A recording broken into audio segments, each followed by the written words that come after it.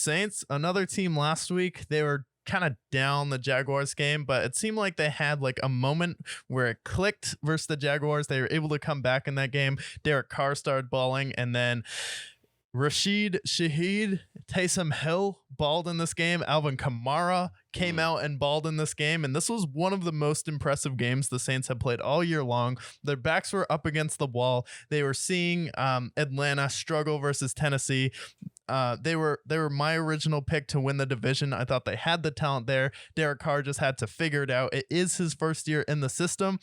Alvin Kamara had to get his legs under him, and then someone was like, oh yeah, Tony Pollard's not. Like, Tony Pollard is better than Alvin Kamara. No, he's not. No. Alvin Kamara had that first touchdown he got in this game where he's able to reach out. I've never seen Tony Pollard do anything like that in my life. Just how dynamic he is as a receiving running back. He's kind of having a resurgence this year, and this was one of 38 points on the road against a team that was right there with the Cleveland Browns last week. And then defensively, you're able to slow them down. You're able to turn over the Colts when you needed it. And you're really starting to find that balance of Taysom Hill, when to use him, with him throwing that ball to Rashid Shaheed, and then him being a dynamic deep threat. And they felt really one-dimensional, where it was just Derek Carr always looking for the deep ball downfield. Well, now he's looking for Alvin Kamara. He's looking for Michael Thomas. He's trying to figure it out with Chris Olave, get him involved. And now you're figuring it out how to work in Taysom Hill where it doesn't seem forced. This is a team that you have a new quarterback. You have your top 10 running back coming off of a suspension. This is a team that can really start to figure it out, where a team like Atlanta is trending down. A team like Tampa Bay is trending down right now. A team like Carolina, well, they're just Carolina at this point. But I think the Saints can really start to piece some wins together at the end of the year. And this was really impressive on the road. Yeah, and I think you nailed it with like the offensive coordinator. Like he is brand new into the system, and you know, Alvin Kamara, if we're talking about running backs in that draft, like it's him and Christian McCaffrey. Stats are almost identical with each other. And Alvin Kamara, when he's playing at his best, he's on a whole nother level. He's a monster in every way of the game. He can take over a game like few running backs can. And the Saints offense, they have all the pieces there. Chris Olave, monster. Raheed Shaheed, which I think he was a 6th-round pick, and he's been going absolutely nuclear.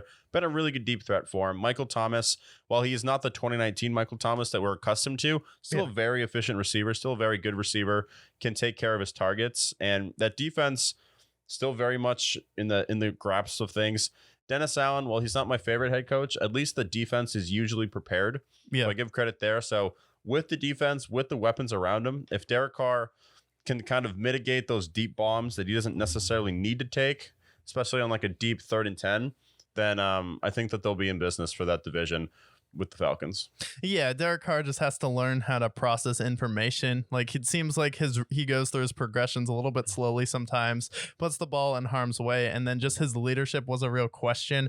Hopefully, after that disaster on Thursday night where Derek Carr kind of went out there, was talking about how he's wearing his emotions on his sleeve too much. Then you have stuff being reported by Peter King, Mike Florio, and others that Derek Carr is kind of a dickhead in the locker room, and Derek Carr doesn't take accountability. Hopefully, that the time you had with that extra few days after Thursday Night Football, they were able to really have a heart-to-heart, an open discussion with Derek Carr, because they did commit a lot of money to him.